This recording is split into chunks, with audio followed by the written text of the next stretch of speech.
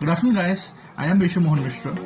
In this video I am going to talk about the ways through which you can prevent the heart attack, the death caused due to heart attack. So let's start it. Now let's understand the difference between heart attack, cardiac arrest and angina. Cardiac arrest is a phenomenon in which the heart stops beating.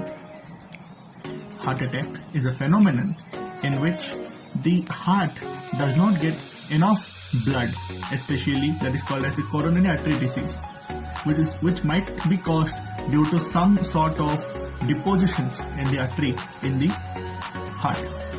So actually if you talk, then heart attack is very easy to determine. Like you can understand by the symptoms, but cardiac arrest you will never understand it because you will suddenly faint down and fall. But yeah, there are certain rare cases in which the symptoms are visible. Talking about angina, in angina what happens is that the heart muscles do not get enough oxygen, right? Okay. Now, how to understand or how to know that we are going to get heart attack in the near future or in the future? So talking about the first thing we have is swollen ankles, right? And what happens is that your ankles swell, and that's the first symptom for you to show that you are having heart attack. So don't ignore the symptom, right? The next thing we have is, obviously everybody knows that you will have this left side of your chest paining.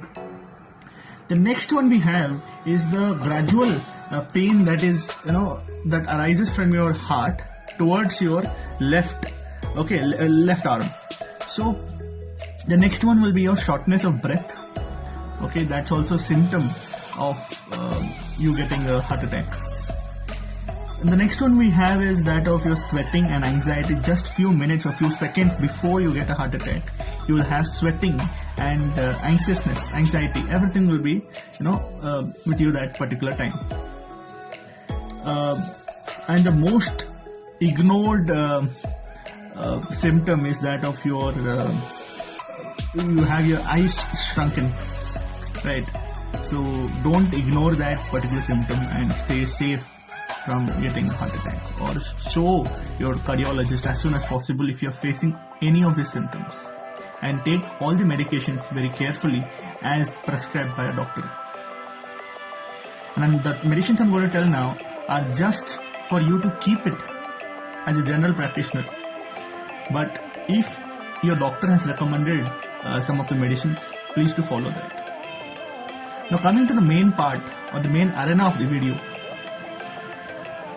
my focus on this video was about how can you prevent the death that can be occurred by heart attack, because it's an emergency. Nothing can be said about that, and emergencies come anytime, anywhere. You will never know it. So the first thing, if you are alone traveling in a car, what you should do, you should first take aspirin tablets. If you're feeling the uneasiness, what are the symptoms I told you right now? Sweating, anxiety, chest pain. Then please understand the signs and symptoms and take the action appropriately. My recommendation to you will be aspirin 325 mg and that of your clopidogrel, which will actually help in reducing. So if you have allergy towards aspirin, do take clopidogrel, and these are the medication that you should take with the doctors.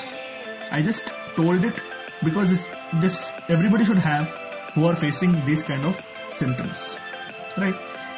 Okay, the next one will be your Tylenol, which is actually for preventing the heart attack. Take the right medications right time and prevent heart attack and save your life. The next one, as everybody knows, it is CPR.